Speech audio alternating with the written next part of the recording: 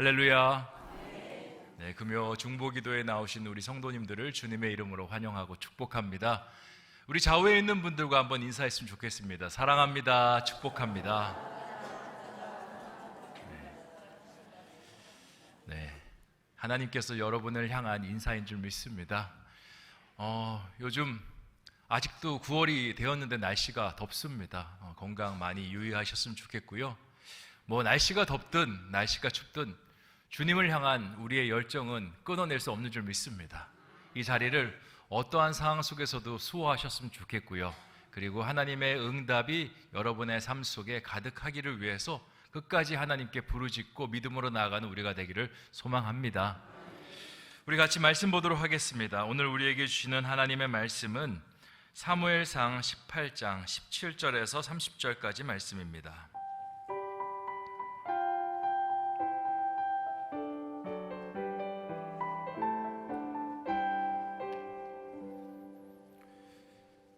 구약성경 사무엘상 18장 17절에서 30절까지 말씀,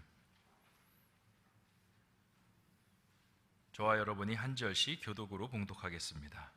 사울이 다윗에게 이르되 내 맏딸 메랍을 내게 아내로 주리니 오직 너는 나를 위하여 용기를 내어 여호와의 싸움을 싸우라 하니, 이는 그가 생각하기를 내 손을 그에게 대지 않고 블레셋 사람들의 손을 그에게 대게 하리라 함이니라.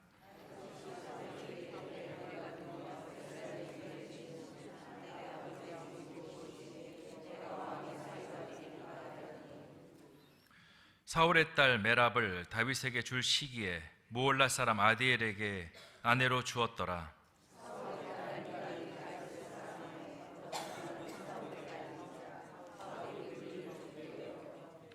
스스로 이르되 내가 딸을 그에게 주어서 그에게 올무가 되게 하고 블레셋 사람들의 손으로 그를 치게 하리라 하고, 이에 사울이 다윗에게 이르되 내가 오늘 다시 내 사위가 되리라 하니라.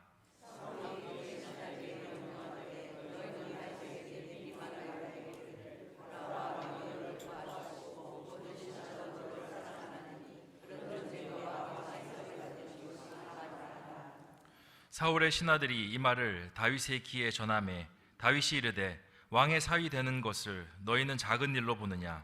나는 가난하고 천한 사람이라 한지라.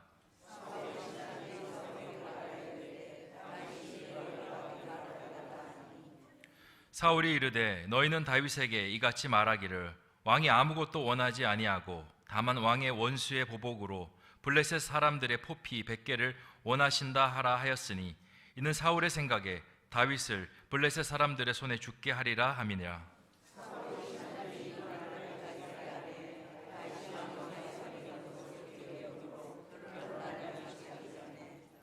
다윗이 일어나서 그의 부하들과 함께 가서 블레셋 사람 200명을 죽이고 그들의 포피를 가져다가 수대로 왕께 드려 왕의 사위가 되고자 하니, 사울이 그의 딸 미갈을 다윗에게 아내로 주었더라.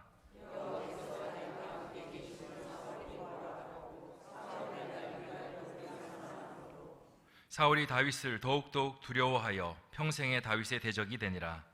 블레셋 사람들의 방백들이 싸우러 나오면 그들이 나올 때마다 다윗이 사울의 모든 신하보다 더 지혜롭게 행하며 이에 그의 이름이 심히 귀하게 되니라. 아멘. 이것은 하나님의 말씀입니다.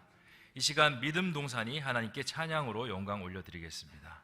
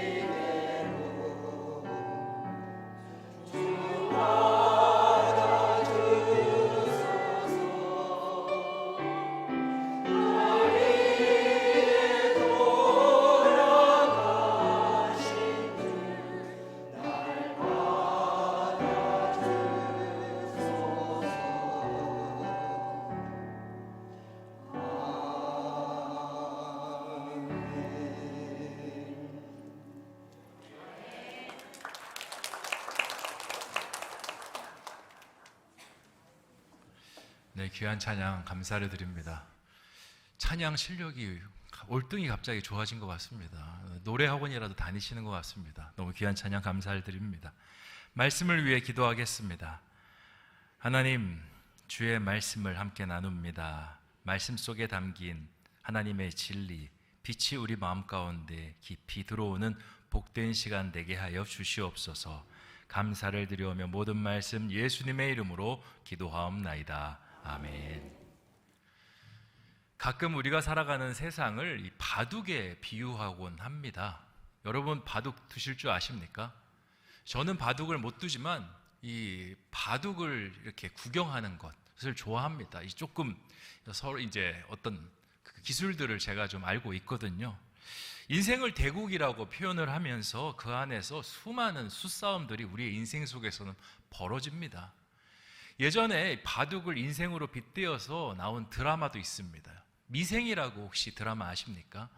이 미생은 바둑을 두면서 아직 집을 짓지 못한 것을 미생이라고 이야기합니다. 세상에 있는 모든 사람들은 다 미생의 인생을 살아간다고 합니다.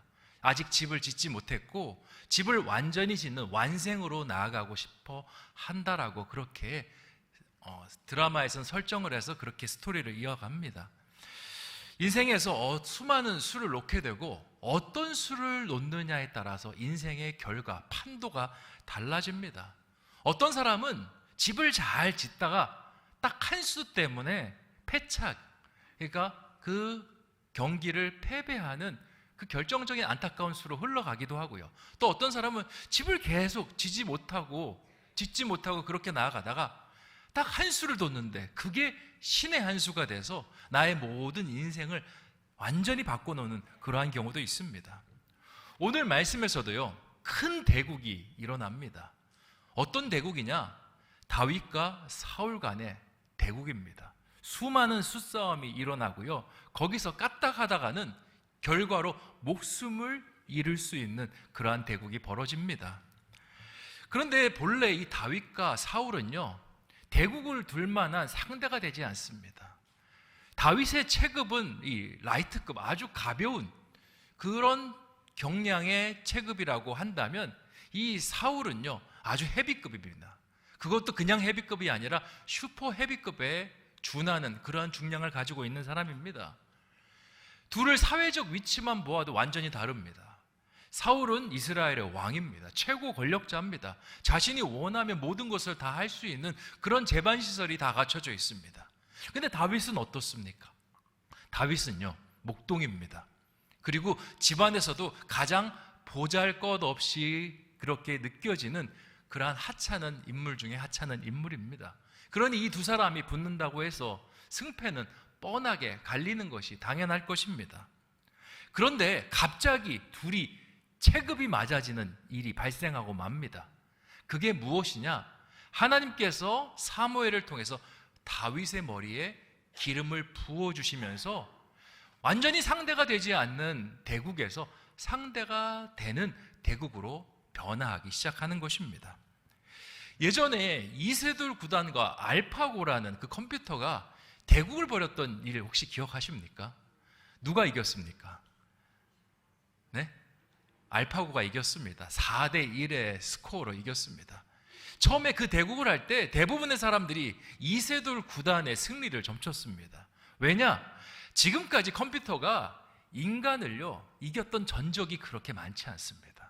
아무리 컴퓨터가 똑똑하다 그래도 그 바둑판 300개 넘는 그 바둑알을 둬야 되는 그 바둑판 안에서 수많은 변수들을 이 컴퓨터가 감당하지 못했기 때문에 늘 컴퓨터는 좋았습니다. 그래서 이세돌 구단과 대국을 벌일 때 사람들은 이세돌 구단이 쉽게 이길 것이다 라고 그렇게 생각했습니다. 그런데 뚜껑을 딱 까보니까 어떻게 됐습니까? 컴퓨터가 이겼습니다. 예전 같으면 컴퓨터가 졌을 텐데 그 알파고는 조금 다른 컴퓨터입니다. 슈퍼컴퓨터를 장착하고 있고 그 슈퍼컴퓨터가 무한한 인터넷과 연결이 돼서 이세돌 구단이 어떤 수를 놓으면 그 수를 보고 인터넷에서 여러 가지 경우의 수들을 파악하기 시작합니다. 수많은 그 유단자들이 뒀던 수들을 분석하고 거기에 딱 맞춰서 방어수를 냅니다. 그리고 알파고가 내는 수는요, 100수 넘게 내다보는 수라 이 이세돌 구단이 전혀 감당하지 못합니다. 그나마 한 번 이긴 거 기적이라고 불릴 만큼 그렇게 처참하게 이 알파고에게 이세돌 구단이 패하였습니다. 하나님께서 우리와 함께 하신다라는 건요, 마치 슈퍼컴퓨터에 인터넷이 연결되는 것과 마찬가지입니다. 우리는 너무 유한합니다. 할 수 있는 것이 한정적입니다. 하지만 하나님의 무한이 우리의 삶 속에 들어오는 순간 우리에게는요, 불가능이 없습니다. 능치 못함이 없습니다. 할 수 없는 일들이 할 수 있는 일들로 완전히 바뀌어 나가기 시작하는 겁니다. 대적들의 수를 다 무력화시킵니다. 왜냐? 하나님은요, 백수, 천수를 내다보시는 분이시고요, 그리고 그것을 완전히 무력화시킬 수 있는 능력을 가지신 분이십니다. 반대로 하나님께서 두시는 수는요, 인간이 이해할 수가 없습니다. 하나님께서는 한 수 한 수가 신의 한 수입니다. 그러니까 사람들이 감당을 못하는 거죠. 그래서 하나님과 함께 대국을 벌일 때 우리에게 필요한 것은요, 하나님께서 두시고자 하는 대로 대국을 두어 나가는 것입니다. 그런데 간혹 가다가 하나님께서 말씀하시는 대로 대국을 두는 것이 아니라 내 방식대로 대국을 두려고 하는 모습들이 우리 가운데 발생합니다. 하나님께서 여기다 두라고 말씀하시는데 나는 도저히 이해가 되지 않습니다. 하나님, 이런 수는 제가 본 적이 없습니다. 근데 왜 여기다 두라고 하십니까? 여기다 두는 게 아니라 이쪽에다 두어야 됩니다. 그러면서 내 마음대로 수를 둬가면서 경기를 다 망치는 겁니다. 하나님께서 여기 두라고 하는 그 수, 나는 정확하게 이해가 되지 않는 수지만 하나님께서는 신의 한 수로 두라고 말씀하시는 겁니다. 내가 만약에 그 수를 이해하면요, 상대도 그 수를 이해합니다. 내가 이해하지 못하기 때문에 상대도 이해할 수 없는 겁니다. 그래서 믿음으로 그 수를 딱 두면 나는 어떻게 일이 진행될지 모르지만 경기 결과는요, 완전히 180도 달라진 승리의 결과로 나아갈 수 있는 것입니다. 사울은 자신의 수만 쫓는 사람이었습니다. 전쟁 전에 사무엘이 오기 전에 이 전쟁을 멈춰서 기다리라 라고 그렇게 명령이 떨어졌습니다. 그런데 블레셋이 코앞까지 찾아옵니다. 내가 놔야 될 수는 지금 바로 전쟁을 시작하는 겁니다. 그런데 하나님의 수는 도대체 내려질 기미가 보이지 않으니 내 식대로 수를 놔버립니다. 사무엘이 와서 제사를 드려야 되는데 내가 그냥 제사를 드려버리고 마는 것입니다. 하나님께서 아말렉을 진멸하라는 그런 수를 말씀하셨습니다. 근데 도저히 사울의 머리로는 그 수가 이해가 되지 않습니다. 아니, 아말렉을 진멸하는데 왜 가축들까지 그렇게 다 없애야 되나? 그리고는 나름대로의 포석을 둡니다. 가축을 살려야겠다 생각을 하고는 하나님께 제사를 드리기 위해서 내가 가축을 살렸습니다 라고 그렇게 말들을 꾸며냅니다. 근데 하나님께서는 오히려 사울의 그 수들을 간파하시죠. 그리고는 너는 더 이상 이스라엘의 왕이 될 수 없다라고 그를 외면하십니다. 하나님께도 등돌림 받고 사무엘에게도 등돌림 받고 결국 그를 받아주는 존재는 무엇이냐? 악신이 그를 받아줍니다. 그래서 악신에게 평생 고통받는 그러한 인생을 살아가는 것이죠. 하나님께서는 성경을 통해서 하나님의 사람에게 딱 한 가지를 당부합니다. 너희의 인생은 다 내 손에 있고 내가 인도하는 대로 나아가면 너희는 복이고 그것이 평안이다. 대신 너희가 딱 한 가지만 지켰으면 좋겠다.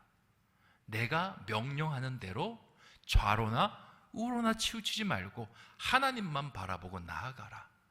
바둑으로 바꾸면 하나님의 그 훈수대로 그렇게 돌을 놓으며 인생을 살아가라 라고 말씀하는 겁니다. 바둑도 그렇습니다. 수를 놓지만 옆에서 아주 고수가 훈수를 두면요, 내 실력이 곧 고수의 실력이 됩니다. 그런데 나에게는 결정권이 있습니다. 그 고수가 이야기하는 대로 수를 놓을 수도 있고요, 내 마음대로 수를 놓을 수도 있습니다. 근데 항상 문제는 뭐냐? 내 마음대로 수를 놓을 때 발생한다라는 겁니다.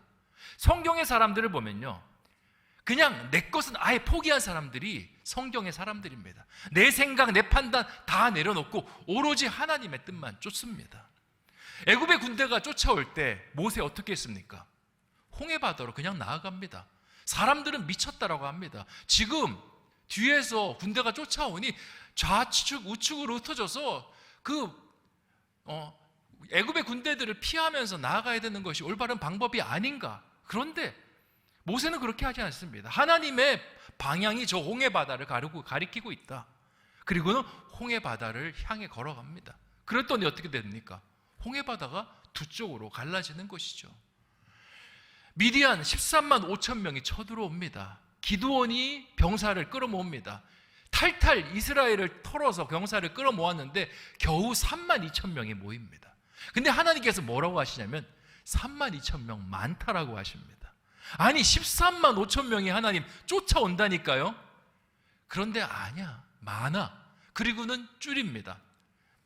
10,000명으로 줄이고 나중에는 300명까지 줄입니다. 그리고 전쟁을 치르라고 합니다. 말이 됩니까?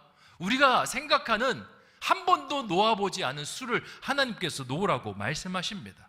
그런데 그 수를 놓았더니 어떻게 됩니까? 그 300명이 13만 5천 명을 이기는 놀라운 수로 변화가 된다라는 것입니다. 바로 하나님은 이러한 하나님이고요. 하나님께서 말씀하시는 모든 수는 바로 묘수이고 신의 한 수인 것입니다. 그래서 하나님께서는 우리에게 맡기라고 이야기하는 겁니다. 너희의 인생을 맡기고 너희의 직장을 맡기고 너희의 사업장을 맡기고 너희의 자녀들을 하나님께 맡기라라고 말씀하시는 겁니다.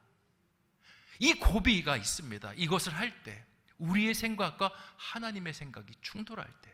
근데 이 고비만 넘기면요, 우리의 삶에 기드온의 기적이 일어날 수 있고요, 모세의 기적이 일어날 수 있고 바울의 기적이 일어날 수 있는 것입니다. 우리가 이 고비를 넘기지 못하기 때문에 우리는 사울로 머물러 있을 때가 얼마나 많은지 모릅니다.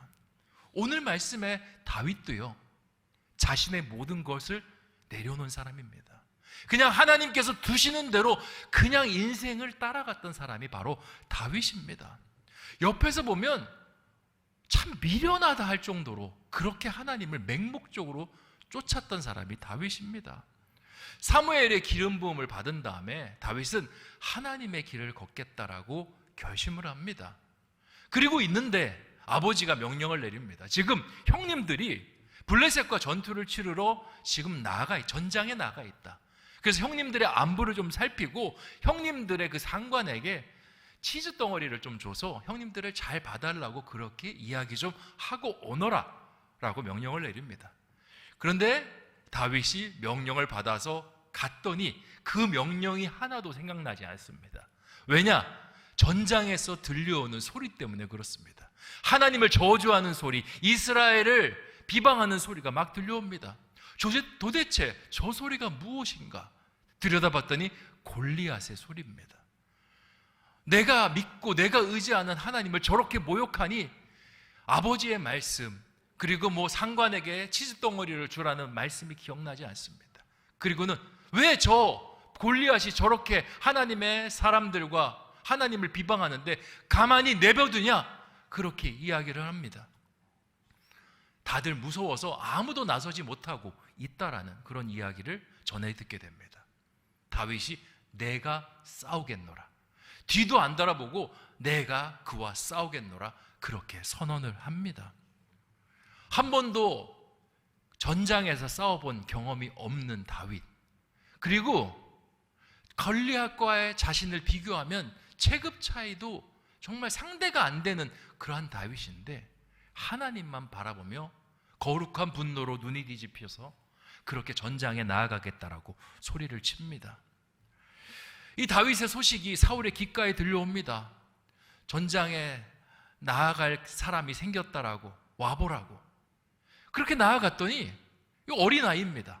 사울이 아휴, 이런 어린아이가 싸워서 이길 턱이 있겠느냐, 돌아가라 라고 이야기하는데 다윗이 여러 가지 이야기를 늘어놓습니다. 자기가 양을 칠 때 사자와 곰이 와서 자신의 양들을 물어갔는데 내가 하나님의 은혜로 그들을 쓰러뜨리고 그 입에서 양을 빼앗아 왔노라. 하나님께서 도와주시면 나는 저 골리앗도 쓰러뜨릴 수 있습니다 라고 그렇게 이야기를 합니다. 한참을 늘어놓는데요, 사울이 그 말을 받아줍니다. 그리고는 그래, 전장으로 나가서 골리앗과 싸우라 라고 명령을 합니다. 다윗은 하나님만 바라보면서 수를 놨는데요, 사울은 여기서 자신만의 나름대로의 수를 놓습니다. 그게 무슨 수냐? 꼼수입니다. 뭔가 속이기 위해서 던지는 수. 사울은 이런 생각을 했습니다. 다윗을 믿지 않았습니다. 다윗이 그와 골리앗과 싸우는 장면을 생각했던 것입니다. 골리앗과 싸우다가 골리앗으로부터 곰처럼, 사자처럼 찢겨지는 다윗. 그리고는 흐뭇한 미소를 짓습니다. 그렇게 많은 이스라엘 군대 앞에서 그렇게 어린아이가 찢겨서 죽는 모습을 본다면, 아무도 나서기 싫어하는 그 자리에 한 어린아이가 전장에 뛰어들어서 그렇게 무참히 살해당하는 장면을 본다면 사람들의 마음이 어떡할까?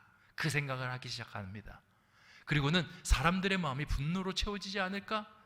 그때 그 분노의 마음을 끌고 나가서 전쟁을 치르면 전쟁이 해볼 만한 싸움이 되겠지라는 그 계산으로 들어갑니다. 그리고는 전투에 보냅니다. 그리고 다윗이 죽기만을 기다리면서 쳐다보는데 결과는 어떻게 됐습니까? 누가 승리합니까? 다윗이 승리합니다. 다윗이 승리하자마자 이스라엘 군대가 진격을 해서 블레셋을 다 도말하고 블레셋의 도시까지 들어가서 모든 것을 약탈해 옵니다. 사울이 정신을 못 차립니다. 자신이 생각했던 시나리오랑 정반대의 일들이 벌어지게 되는 겁니다. 자기는 꼼수를 놨는데요, 이 꼼수가 오히려 역수로 걸리는 겁니다. 이걸 바둑 용어로 뭐라는 줄 아십니까? 자충수라고 합니다. 내가 놨는데 그게 오히려 나의 올무가 되는 수.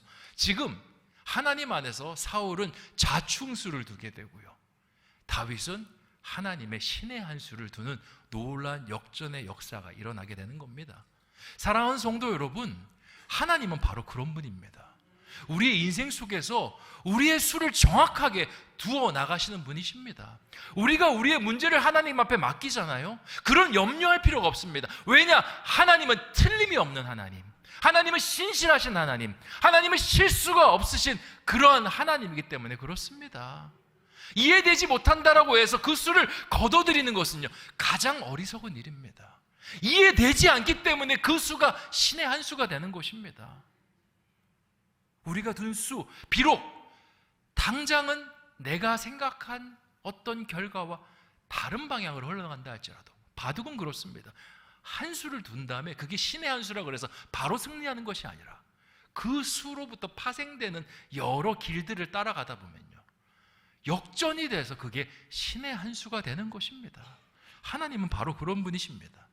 사울은 꼼수가 실패하니 또 다른 꼼수를 냅니다. 그것이 오늘 말씀에 기록된 17절부터의 내용입니다. 17절 말씀 같이 한번 읽어보겠습니다. 시작. 사울이 다윗에게 이르되 내 맏딸 메랍을 내게 아내로 주리니 오직 너는 나를 위하여 용기를 내어 여호와의 싸움을 싸우라 하니 이는 그가 생각하기를 내 손을 그에게 대지 않고 블레셋 사람들의 손을 그에게 대게 하리라 함이라. 아멘. 다윗이요, 승리한 다음에 이제 사울의 수하로 들어옵니다. 천부장이라는 직책을 맡게 되는 거예요. 근데 사울이 다윗을 좋아해서 그 자리를 준 것이 아니라 다윗이 앞으로 자신의 경쟁자가 될 것이라고 생각하고는 그를 수하로 둬서 감시하게 하기 위해서 그 자리에 둡니다. 근데 그 천부장의 자리에 뒀는데 다윗이 너무 그 일을 잘하는 거예요. 당연하죠. 하나님이 그와 함께 계시니 다윗이 천부장으로 하는 모든 일들이 승승장구하기 시작합니다. 도저히 안 되겠다 생각하면서 어떻게 하면 다윗을 쓰러뜨릴 수 있을까? 그러다가 생각해낸 것이 골리앗과 싸울 때 자신이 걸었던 여러 가지 그런 상금들이 있습니다. 뭐 여러 가지 재물을 주겠노라, 세금을 면제시켜 주겠노라, 그리고 내 딸을 너에게 주겠노라, 이런 상금을 걸었습니다. 근데 다윗이 승리한 다음에 이런 상금들을 전혀 주지 않았죠. 이 천부장 하나만 줬습니다. 그러다가 다윗에게 이 중에 하나의 상금을 줘야겠다라는 생각을 합니다. 그게 뭐냐? 자신의 딸을 이렇게 다윗에게 주는 것이었습니다. 다윗이 좋은 사위감이어서 주는 게 아닙니다. 다윗을 사위로 삼게 되면 이제 다윗이 결혼하기 위해서 이 당시 고대 근동에서는 지창금이라는 걸 줘야 됩니다. 부자인 집에 결혼하면 많은 지창금을 줘야 되고요. 가난한 집에 결혼하더라도 가난한 만큼의 지창금을 내야 됩니다. 그런데 지금 사울은 이스라엘 왕입니다. 얼마나 많은 지창금을 내야 되겠습니까? 근데 다윗의 가문은요, 지창금을 낼 만한 그런 가문이 아닙니다. 그래서 이 다윗에게 지창금에 준하는 공로를 세우게 하겠다라는 그런 꼼수를 갖습니다. 그리고 블레셋과 싸우게 하고, 블레셋과 싸우다 보면 다윗이 죽거나 중상을 입는 것이 아니겠는가? 그러면 너무 좋겠다라는 생각을 가지고 꼼수를 부리는 겁니다. 사울의 이 꼼수 얼마나 악합니까? 자기 딸이 결혼한 사위, 그 사위가 전장에서 죽게 되면 그 딸은 뭐가 됩니까? 미망인이 되지 않습니까? 사랑하는 사람을 잃어버리지 않습니까? 그런데 머릿속에는요, 한 가지밖에 없습니다. 저놈의 다윗이 죽어야 내가 살 것이다 라는 그런 꼼수로 나아갑니다. 하나님께서는요, 이 사울의 꼼수를 간파하십니다. 그리고선 다윗에게 거절의 마음을 주십니다. 처음에 이 이야기가 들어왔을 때 메랍이라는 맏딸을 주겠다라고 하는데 다윗이 이것을 거절합니다. 하나님께서는요, 우리의 인생을 인도하시기도 하지만 우리의 인생을 방어해 주시기도 합니다. 우리의 삶 속에 어려움이 왔을 때 그 어려움을 막아주시고요, 우리를 주님의 날개 그늘 아래 보호해 주십니다. 우리가 인생을 살아갈 때 어려움을 겪는 것이 내가 어떤 선택을 잘못해서 어려움 겪는 경우들도 있지만, 어떤 또 대다수의 경우는요, 사람을 잘못 만나서 어려움을 겪는 경우가 참 많습니다. 좋은 사람인 것처럼 가장한 채 나한테 왔다가 알고 보니까 좋은 사람이 아닌 겁니다. 나에게 이것도 챙겨주고 저것도 챙겨주는데 알고 보니까 사울처럼 속내가 있습니다. 여기 투자해봐라, 저기 투자해봐라, 이거 하면 좋다, 저거 하면 좋다. 그렇게 사람들 쫓아갔다가 우리 주변에 모든 재산들을 잃어버린 사람들이 얼마나 많습니까? 여기저기 보증 쓰고 여기저기 사업 같이 하고 여기저기 뭐 좋다는 거 같이 투자했다가 어려움 겪는 일들이 얼마나 많습니까? 그런데 우리는요, 약합니다. 왜냐? 그 사람이 올 때 그 사람이 좋은 사람인지 좋은 사람인 것을 가장한 채 나에게 접근하는지 모른다라는 겁니다. 인간은 모르지만 하나님은 알고 계십니다. 그리고 하나님은 막아주십니다. 하나님께서는요, 우리 인간을 선한 데는 지혜롭게 하시고요, 악한 데는 미련하게 하십니다.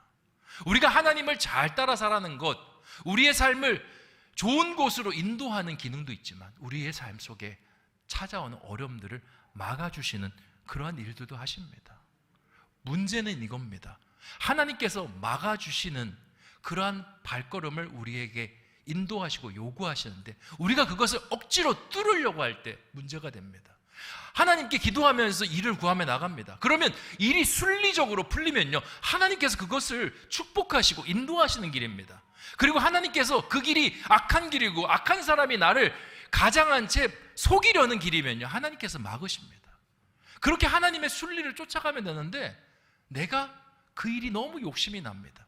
그 일을 뚫으려고 할 때요, 그때 문제가 생깁니다. 민수기 22장을 보면 발람의 이야기가 나옵니다. 이 발람은 선지자였는데 모압 왕 발락이라는 사람이 찾아와서 이스라엘을 향해 저주를 좀 부어달라고 그렇게 요청을 합니다. 발람이 처음에는 하나님 앞에 기도를 드렸더니 그렇게 하지 말라고 말씀하십니다. 이게 하나님의 순리입니다. 그래서 거절을 했는데 발락이 여러 번 찾아와서 제발 좀 제가 부탁하는 거 들어달라고. 그리고는 자신의 왕국으로 초대합니다. 저주를 안 해도 좋으니까 내 옆에 와서 조금 내 곁에 있어 달라고 그렇게 부탁을 합니다. 하나님께서 이미 거절하신 일이고 가면 안 되는 일인데 뭐 저주를 하는 것이 아니라 그 옆을 지키는 일, 뭐 그 정도 못 하겠는가? 그리고 발락에게 괜히 찍혀봐야 내가 나중에 해코지 당할 수 있으니까 발걸음을 합니다. 그리고 나귀를 준비해서 이 발락의 왕국으로 가게 되는데 여기서 유명한 사건이 일어납니다. 나귀가요, 갑자기 포도원을 지나가려 하는데 지나가진 않습니다. 왜 이렇게 나귀가 말을 안 들어? 나귀를 막 때립니다. 하나님께서 또 한 번 막아주신 거예요. 순리가 아니라 이건 영리니까 가지 말라라고 막아주시는데 또 이 발람이 지팡이를 들어서 나귀를 막 때립니다. 그랬더니 하나님께서 한 가지 장치를 더 말씀하세요. 어떻게 됩니까? 나귀가요, 입을 열어서 말을 합니다. 아니, 왜 나를 그렇게 때리냐고. 내가 당신에게 그렇게 잘못한 것이 있냐고. 왜 내가 나아가려고 하는데 네 나아가지 않느냐. 저 앞에 보시라고. 저 포도원 앞에 누가 서 있는지. 알고 봤더니 하나님의 천사가 무기를 들고 이 발람을 단칼에 죽이기 위해서 서 있는 것이었습니다. 하나님께서는요, 우리가 기도하고 맡기고 나갈 때 우리의 삶 속에 있는 그 위험 요소까지도 하나님께서 만지십니다. 그래서 우리가 필요한 건 그냥 하나님의 순리를 쫓아가면 되는 겁니다. 판단은 하나님께 맡기는 겁니다. 내가 판단하는 게 아닙니다. 하나님께서 말씀하시는 대로 그렇게 나아가면 하나님께서 나를 살리시기도 하시고 구원해 내시기도 하시고 우리의 삶을 가나안 땅으로 쉴 만한 물가로 인도하시기도 하시는 것입니다. 하나님께서 사울의 제안을 아주 스무스하게 거절하도록 하십니다. 그런데 그 제안이 그렇게 맏딸 메랍이 결혼함을 통해서 끝난 줄 알았는데 또 제안이 한번 찾아옵니다. 두 번째 딸 미갈이요, 다윗을 짝사랑합니다. 그리고는 그 소식이 이 사울의 귓가에 들려옵니다. 포기한 줄 알았던 그 다윗을 사위 삼는 일을 다시 한번 도모할 수 있게 되었습니다. 그리고는 다윗에게 이야기를 합니다. 이번에는 혼자 이야기하는 것이 아니라 신하들을 이렇게 시켜서 다윗에게 지창금을 왕이 원하지도 않는다. 네 마음이 지창금 때문에 부담스러우면 왕이 블레셋 사람의 포피 100개를 원하니 갖다 드려라 라는 그런 이야기를 합니다. 다윗이 참 순수한 사람입니다. 왕이 두 번이나 자기 딸을 주겠다고 하니 이렇게 생각합니다. 자기를 정말 사위 삼고 싶어서 그러는구나. 신하된 자로서 왕이 이렇게 두 번이나 간곡하게 부탁하는데 거절하는 것은 맞지 않겠다라는 생각을 가지고 그 뜻을 수락합니다. 그리고는 이제 블레셋과 전쟁을 하기 위해서 떠납니다. 포피 100개라는 것은 블레셋 남자의 목숨 100개를 원하는 겁니다. 전쟁을 떠난다 그랬을 때 사울은 쾌재를 불렀습니다. 야, 이제 다윗이 올무에 걸려들었구나. 이제 이 꼼수에 말려들어서 이제 다윗이 죽겠구나 라는 생각을 하게 됩니다. 그런데 오늘 말씀에서 어떻게 됩니까? 다윗이요, 이 블레셋 사람의 그 포피를 100개도 아니고 200개를 가지고 와서 왕에게 갖다 바칩니다. 27절 말씀에 기록이 되어 있습니다. 같이 한번 읽어보겠습니다. 시작. 다윗이 일어나서 그의 부하들과 함께 가서 블레셋 사람 200명을 죽이고 그들의 포피를 가져다가 수대로 왕께 드려 왕의 사이가 되고자 하니 사울이 그의 딸 미갈을 다윗에게 아내로 주었더라. 아멘. 하나님은요, 이런 분이십니다. 악한 사람이 찾아올 때 그것을 거절로 막아주시기도 하시지만 그 사람이 어쩔 수 없는 선택의 기로로 우리를 몰아넣을 때도 하나님께서는요, 역사하심으로, 역전의 역사하심, 인간이 생각할 수 없는 놀라운 방향으로 그 상황을 뒤집으시는 분이 우리 하나님이신 겁니다. 그러니까 우리가 누구를 쫓아 살아야겠습니까? 내가 생각하는 방식대로 그렇게 삶을 쫓아서 살아야겠습니까? 아니면 하나님을 쫓아 살아야겠습니까? 당연히 하나님이죠.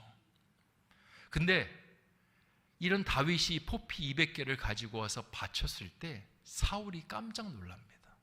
자기가 원했던 100개보다 더 많은 숫자의 그런 포피를 가져와서 놀란 것이 아니라 이것 때문에 놀랐습니다. 28절 말씀을 같이 한번 읽어보겠습니다. 시작. 여호와께서 다윗과 함께 계심을 사울이 보고 알았고 사울의 딸 미갈도 그를 사랑함으로. 아멘. 사울이 생각하는 겁니다. 다윗 저거는 나랑 대국을 벌여도 이길 만한 그런 체급이 아닌데 왜 자꾸 다윗이 저렇게 이길까? 내가 꼼수를 제대로 못 썼어. 자꾸 지는구나 생각을 했는데 이제 사울의 눈에도 영안이 열렸습니다. 다윗이 대국을 두는데 다윗만 앉아있는 게 아닙니다. 누가 옆에 앉아있습니까? 하나님이 앉아있는 걸 보게 됩니다. 그래서 이 사울이 깜짝 놀라게 됩니다. 그리고 29절에 사울이 다윗을 더욱 두려워하여 평생에 다윗의 대적이 되니라 라고 성경은 말을 하고 있는 겁니다. 사랑하는 성도 여러분, 우리의 인생은요 끊임없이 대국과 대국의 연속입니다. 세상과 싸우고요, 그리고 원치 않는 경쟁의 그런 틈바구니 속에서 끊임없이 싸워가는 인생입니다. 그리고 수많은 술수들과 꼼수들이 난무하는 것이 우리의 인생입니다. 어떠한 수를 우리가 두며 살아갈 수가 있겠습니까?